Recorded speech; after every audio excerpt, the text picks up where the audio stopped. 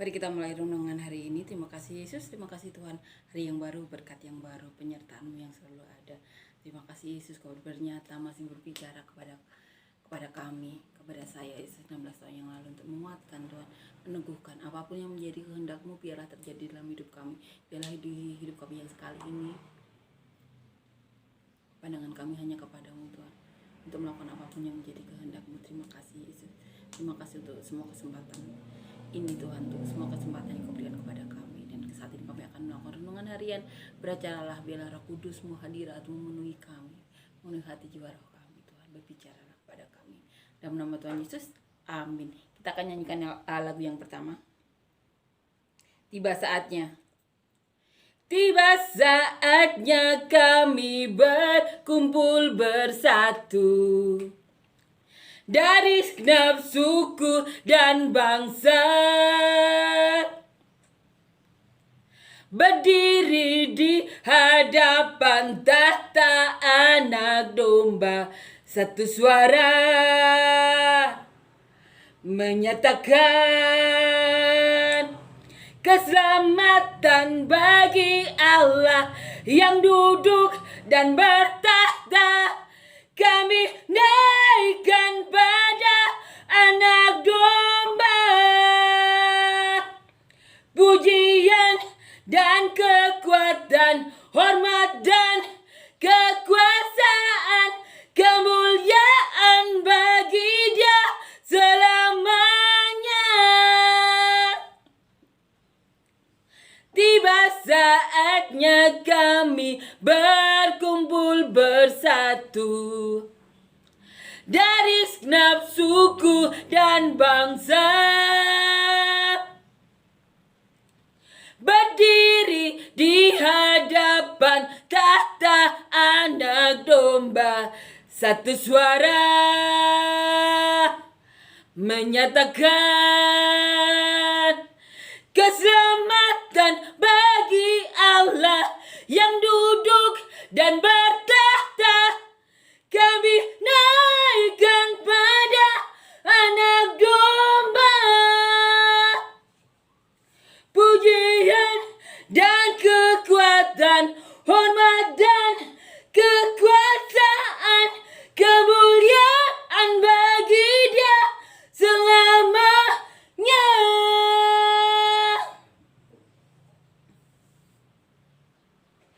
Keselamatan bagi Allah yang duduk dan bertahta. Kami naikkan pada Anak Domba pujian dan kekuatan, hormat dan kekuasaan, kemuliaan bagi Dia selamanya. Amin. Kemuliaan hanya bagi Tuhan selamanya. Amin. Kita akan baca dan renungkan lagi ya perikop di bawahnya. Kita kemarin membaca perikop yang berjudul Yesus membayar bea untuk bait Allah. Kita akan baca di bawahnya. Judul perikopnya, siapa yang terbesar dalam kerajaan surga, ditulis oleh Matius, Markus, Lukas. Di sini di Matius ditulis di pasal 18 ayat 1 sampai 5. Siapa yang terbesar dalam kerajaan surga? Pada waktu itu datanglah murid-murid itu kepada Yesus dan bertanya, siapakah yang terbesar dalam kerajaan surga? Maka Yesus memanggil seorang anak kecil dan menempatkannya di tengah-tengah mereka, lalu berkata, Aku berkata kepadamu, sesungguhnya jika kamu tidak bertobat dan menjadi seperti anak kecil ini, kamu tidak akan masuk ke dalam kerajaan surga. Sedangkan barang siapa merendahkan diri dan menjadi seperti anak kecil ini, dialah yang terbesar dalam kerajaan surga. Dan barang siapa menyambut seorang anak seperti ini di dalam namaku, ia menyambut aku. Amin ya. Kita akan baca bagaimana Markus menulis, ditulis di Markus 9.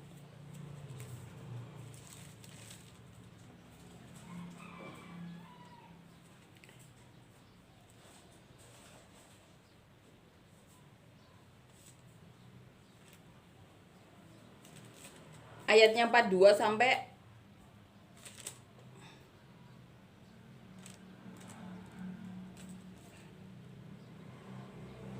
Markus 9 ayat 33, maaf, 33 sampai 37. Siapa yang terbesar di antara para murid? Kemudian tibalah Yesus dan murid-muridnya di Kapernaum. Ketika Yesus sudah di rumah, ia bertanya kepada murid-muridnya, "Apa yang telah kamu perbincangkan tadi di tengah jalan?" Tetapi mereka diam sebab di tengah jalan tadi mereka mempertengkarkan siapa yang terbesar di antara mereka. Lalu Yesus duduk dan memanggil ke-12 murid itu, katanya kepada mereka, "Jika seorang ingin menjadi yang terdahulu, hendaklah ia menjadi yang terakhir dari semuanya dan pelayan dari semuanya." Maka Yesus mengambil seorang anak kecil dan menempatkannya di tengah-tengah mereka.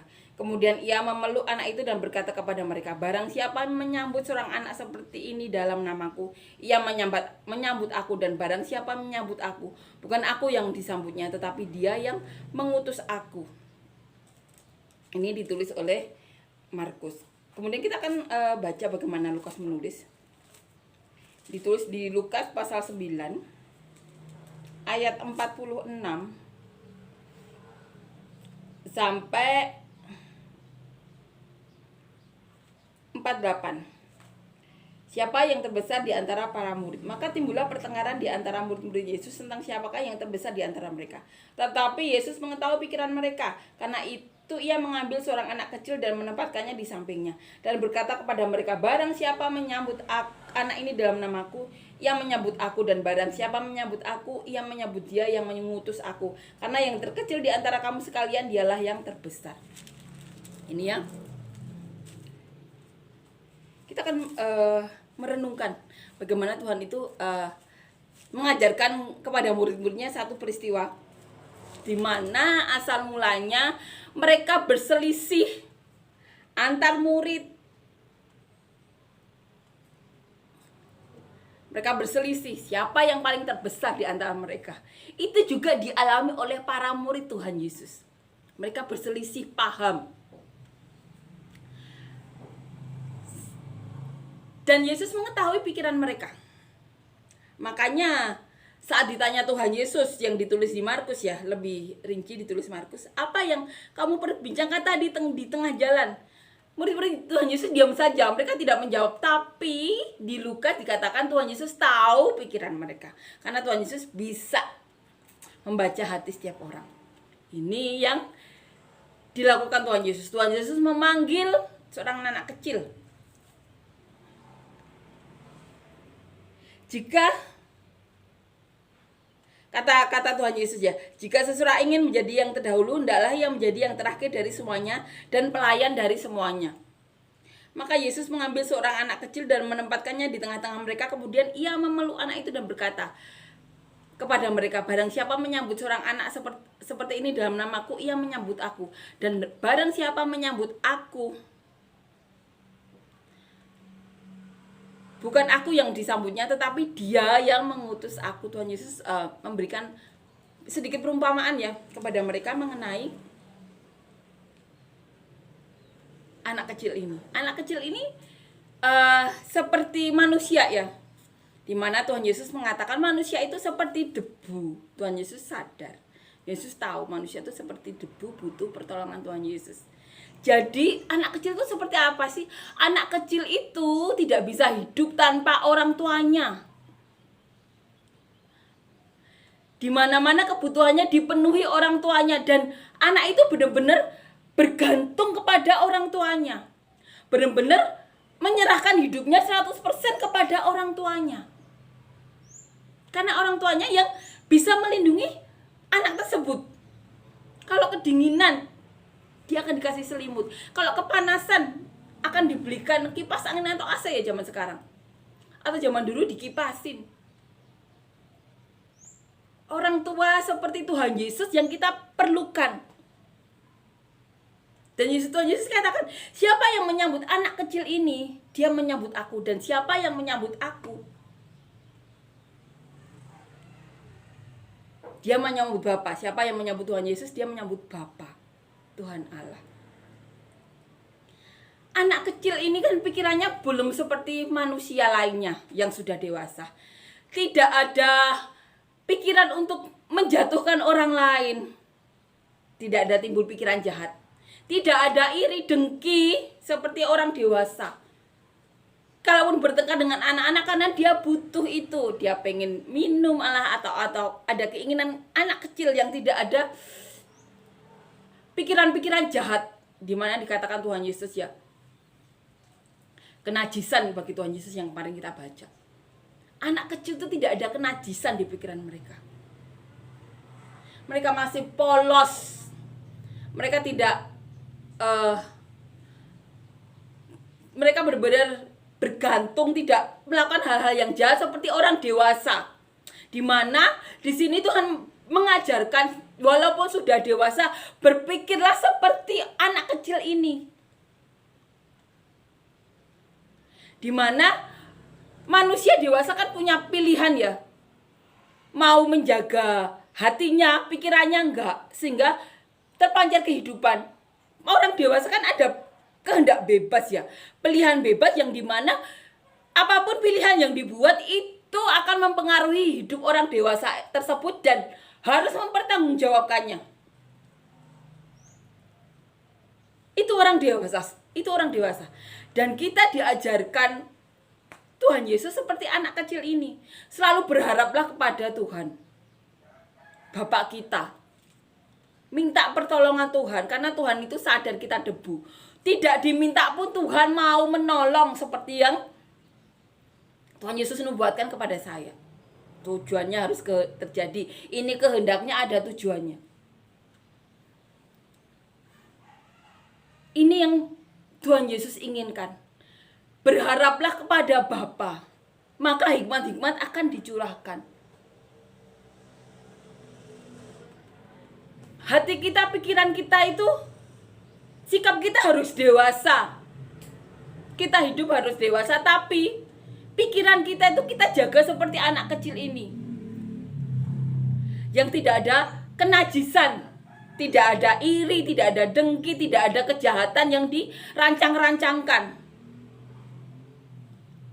Dan Tuhan mengatakan siapapun yang seperti anak kecil ini, yang menyambut orang-orang seperti ini, berarti orang itu menyambut Tuhan Yesus. Dan siapa yang menyambut Tuhan Yesus, dia menyambut Bapa. Ini yang dikatakan Tuhan. Siapapun ya yang menjaga hidupnya seperti anak kecil ini, berharap kepada Tuhan, tidak ada kenajisan di pikiran, di hidupnya. Karena Tuhan pasti, kita imani Tuhan pasti menolong. Karena apapun yang kita lakukan itu kan kehendak bebas manusia. Kita punya pilihan untuk bergaul di tempat ini atau bergaul di tempat itu. Kita punya pilihan.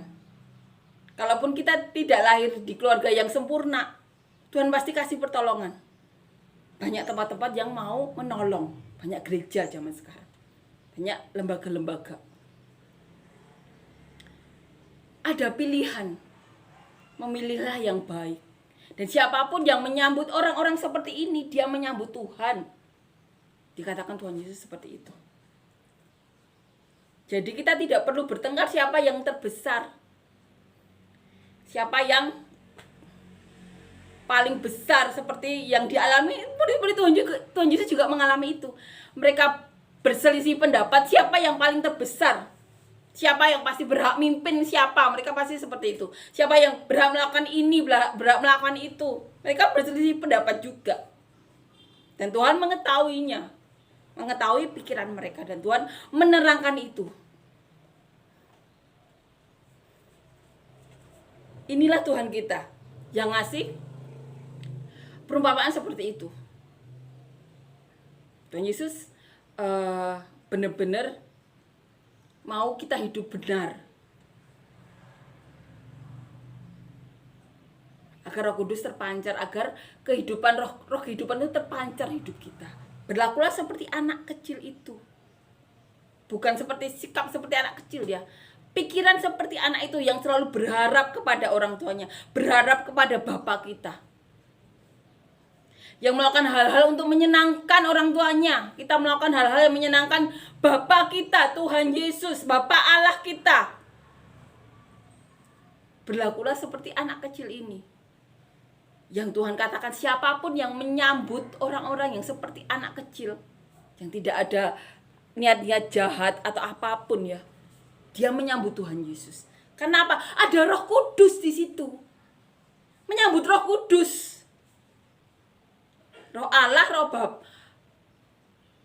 Roh Anak, Roh Kudus.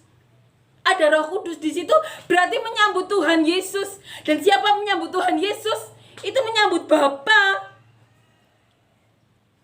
Ini yang diajarkan Tuhan Yesus kepada murid-muridnya. Jadi janganlah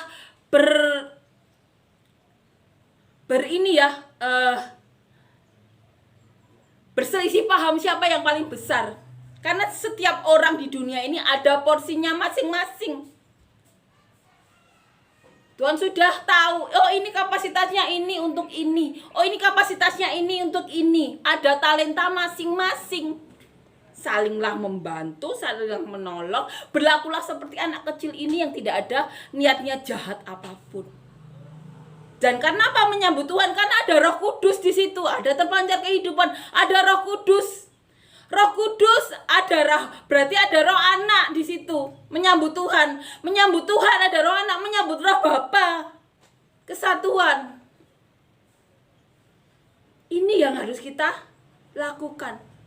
Berpikirlah sebagai orang dewasa, tapi jangan ada niat-niat jahat. Seperti anak kecil lah, yang selalu berharap kepada orang tuanya, yang selalu ingin menyenangkan orang tuanya, yang tidak bisa hidup tanpa orang tuanya. Itu yang Tuhan inginkan. Sehingga apa? Ada Roh Kudus. Sehingga siapapun yang berlaku seperti anak kecil ini, karena ada Roh Kudus, maka berarti menyambut Tuhan juga. Kalau menyambut Tuhan, berarti menyambut Bapa juga. Karena memang kesatuan. Itu yang Tuhan inginkan. Berlakulah seperti anak kecil ini sehingga ada Roh Kudus. Tidak ada apa? Tidak ada pikiran jahat, tidak ada kenajisan, kelicikan, iri dengki, kesombongan, dan lain-lain yang pernah kita baca kemarin. Segala hal yang tidak sesuai dengan kehendak Tuhan. Amin ya, ini benar-benar mengajarkan kita. Karena Tuhan katakan,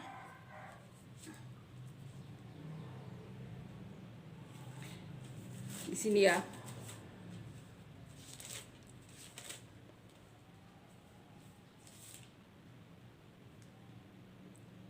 jika seseorang ingin menjadi yang terdahulu, hendaklah ia menjadi yang terakhir dari semuanya dan pelayan dari semuanya. Maka Yesus mengambil seorang anak dan menempatkannya di tengah-tengah mereka. Orang ya, kalau berguna bagi Tuhan, orang itu kan pasti peduli. Dia pasti kalau ada sesuatu masalah, dia mencari solusinya. Dan secara tidak langsung dia melayani. Karena apa? Dia mencari solusi dari orang-orang sekitarnya. Orang yang mencari solusi kan seperti orang yang melayani, yang membantu orang. Itu Tuhan inginkan itu seperti itu. Orang yang suka memanfaatkan, orang yang licik, orang yang jahat, orang yang sombong, itu namanya kenajisan. Dan itu tidak sesuai dengan kehendak Tuhan. Tidak ada Roh Kudus. Jadi ya seperti menyambut yang bukan Roh Kudus itu apa? Kita tahu sendiri. Berlakulah seperti anak kecil ini yang selalu berharap tidak bisa hidup tanpa Tuhan, tanpa Bapa kita. Yang tidak ada pikiran kenajisan, tidak ada iri dengki, tidak ada kejahatan, sehingga apa? Ada Roh Kudus. Sehingga Tuhan katakan siapapun yang menyambut orang yang seperti anak kecil ini, dia menyambut Tuhan, menyambut anak Tuhan Yesus. Dan siapapun yang menyambut Tuhan Yesus, menyambut Bapa, karena kesatuan.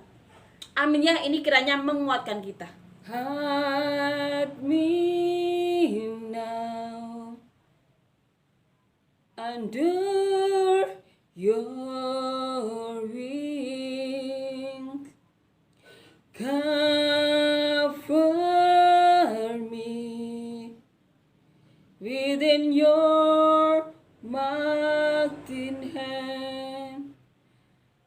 When the ocean rise and thunder roar, I will soar with you above the storm. Father, you are King over the flood. I will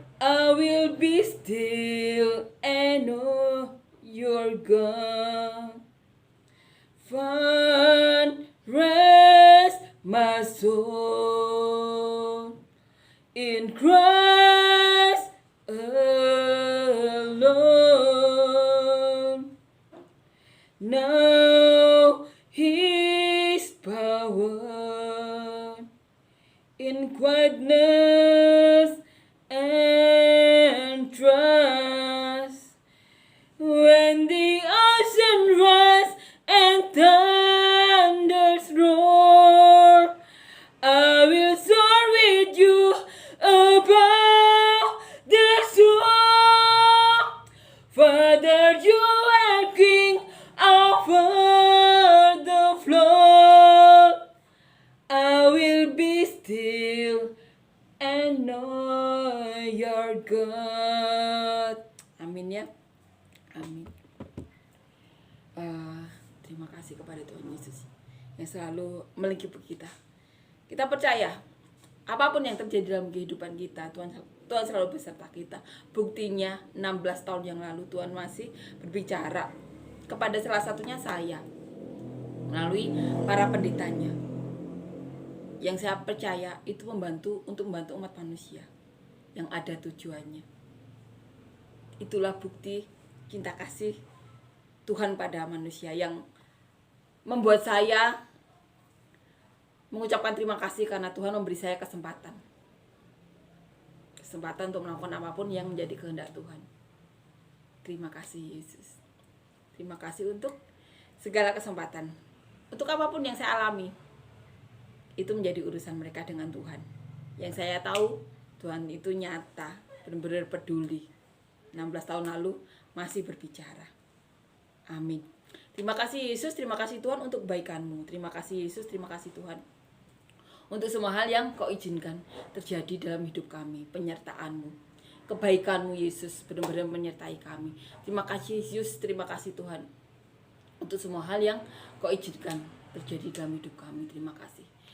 Dan saat ini Yesus, kami mau mengucapkan puji syukur untuk semua perkataan, untuk perkataan-Mu Yesus, untuk perkataan yang benar-benar menguatkan kami Yesus, untuk kami bisa menjaga hati kami seperti anak kecil itu Tuhan, sehingga hal-hal yang tidak baik yang Kau sebut kenajisan tidak ada dalam hati kami, dan Kau yang mampukan. Kami tidak mampu tanpa-Mu Yesus. Biarlah setiap perkataan-Mu ini menjadi benih yang baik bagi hati kami Yesus, untuk menjadi benih yang baik untuk kami tanam di hati kami yang telah Kau jadikan tanah yang baik, sehingga dapat bertumbuh berakar kuat berbuah lebat untuk kemuliaan-Mu, untuk berkati siapapun yang ingin Kau berkati melalui kami Yesus, sampai ujung bumi seperti yang Kau mau. Dan kami juga berdoa untuk siap proyek-proyek atau pekerjaan yang Kau izinkan terjadi dalam hidup kami Yesus. Berkati, lindungi Yesus. Biarlah kami melakukan seperti kami beribadah kepada-Mu, sehingga berkat rahmat perkenanan-Mu yang mengalir Tuhan, sehingga bisa memberkati kami dan orang-orang yang ingin Kau berkati melalui kami sampai ke ujung bumi seperti yang Kau mau. Dan kami juga berdoa Tuhan untuk apapun yang kami lakukan Yesus, di pekerjaan kami, di keluarga kami, di pergaulan kami, dimanapun kami Kau tempatkan, biarlah kami memiliki hati yang takut akan Kau, sehingga kami bisa berdampak Tuhan untuk berkati siapapun yang Kau berkati melalui hidup kami. Kami juga berdoa Yesus untuk siapapun Tuhan yang saat ini rindu untuk memiliki momongan, berikan kami hikmat marifat yang daripada-Mu Tuhan. Beri perkenanan-Mu Yesus, mujizat masih ada. Pertemukan dengan semua orang yang ingin Kau pertemukan, sehingga kami semuanya bisa memiliki anak cucu yang benar padamu Tuhan. Anak cucu yang benar-benar mau untuk menjadi kepanjangan tangan-Mu, untuk menjadi sumber berkat-Mu untuk siapapun yang ingin Kau berkati melalui anak-anak kami. Kami juga berdoa Tuhan untuk siapapun yang rindu memiliki pasangan hidup. Beri kami semuanya pasangan hidup yang benar-benar daripada-Mu, pasangan hidup yang takut akan Engkau, mencintai Engkau Tuhan, sehingga pasangan hidup itu mencintai kami seperti dia mencintai Engkau Tuhan. Dan biarlah kami membangun rumah tangga yang benar-benar takut akan Engkau Tuhan, sehingga rumah tangga kami, keluarga kami bisa berdampak Tuhan bagi siapapun Tuhan. Kami juga berdoa untuk siapapun Yesus yang sakit Tuhan, beri pertolongan-Mu Tuhan, beri mujizat masih ada Tuhan. Berikan hikmat-hikmat yang daripada-Mu, dan setiap orang yang memiliki masalah Tuhan, berikan jalan keluar, berikan terobosan Tuhan, yang berbeban berat Tuhan, Kau berikan kelegaan, Kau berikan berkat-Mu Tuhan, berikan hal-hal yang baik Tuhan, yang memuliakan memuliakanmu Tuhan, mujizat terjadi dalam hidup kami. Terima kasih Yesus, Kau benar-benar nyata berada dalam hidup kami. Terima kasih Yesus, dalam nama Tuhan Yesus, amin.